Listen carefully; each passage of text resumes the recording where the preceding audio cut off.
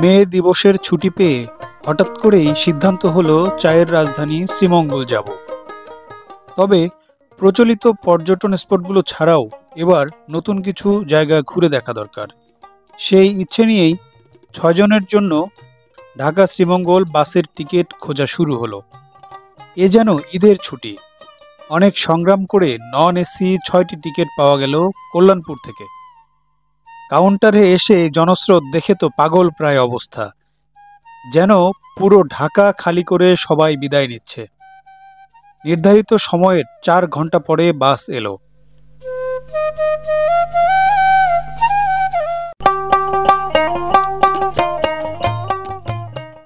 ভোরের আগে শ্রীমঙ্গল পৌঁছানোর কথা, কিন্তু আমরা সকালে পৌঁছালাম আখাউড়ায়।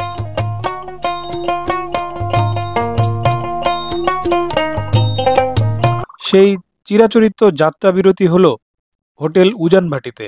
যাত্রীদের চাপে এখানে সকালের নাস্তাও ফুরিয়ে গেছে। এক টুকরো করে কেক কপালে জুটল।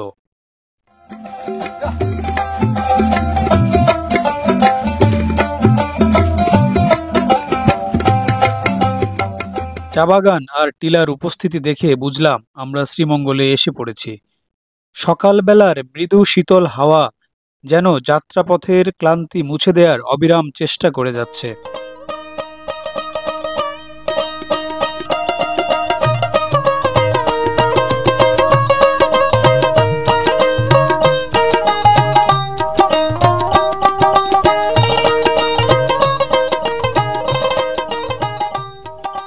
যারা প্রথমবার এই পথে আসবেন তাদের কাছে এই পথ নিঃসন্দেহে দারুণ ভালো লাগবে।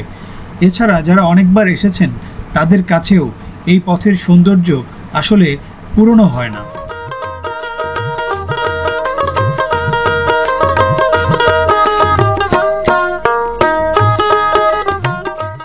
৯ ঘন্টা ভ্রমণ শেষে আমরা শ্রীমঙ্গলে পৌঁছালাম।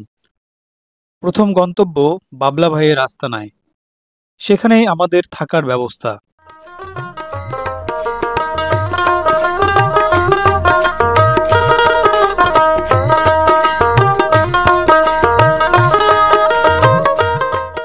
বাবলা ভাইয়ের এই দ্বিতল বাড়িটি তিনি পরিচিত জনদের জন্য রেস্ট হাউস হিসেবে ভাড়া দিয়ে থাকেন।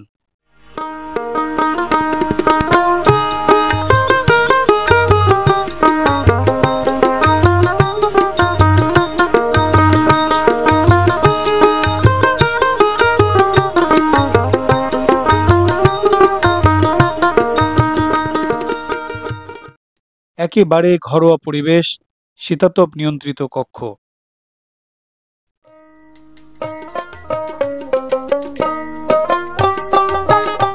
একটু বিশ্রাম শেষে আমরা শ্রীমঙ্গল চৌমোহনায় সাতকরা রেস্টুরেন্টে সকালের খাবার সেরে নিলাম। এরপর শুরু হলো জিপ গাড়ির সন্ধান। পরপর ৩ দিন ছুটি থাকায় প্রচুর পর্যটকের সমাগম। আমরা জিপ গাড়ি পেলাম না। সিএনজি চালিত দুটো অটোরিকশা রিজার্ভ করা হলো। আমাদের প্রথম দিনের গন্তব্য লাসুবন গিরিখাত। দুদিনের ভ্রমণে শ্রীমঙ্গল, শমশেরনগর ও কুলাউড়া উপজেলার কয়েকটি জায়গা আমরা ঘুরে দেখেছি।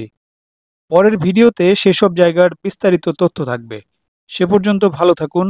আমাদের পেজটি ফলো করুন এবং ইউটিউবে বাংলা ভিজিট চ্যানেলটি সাবস্ক্রাইব করুন। সকলকে ধন্যবাদ।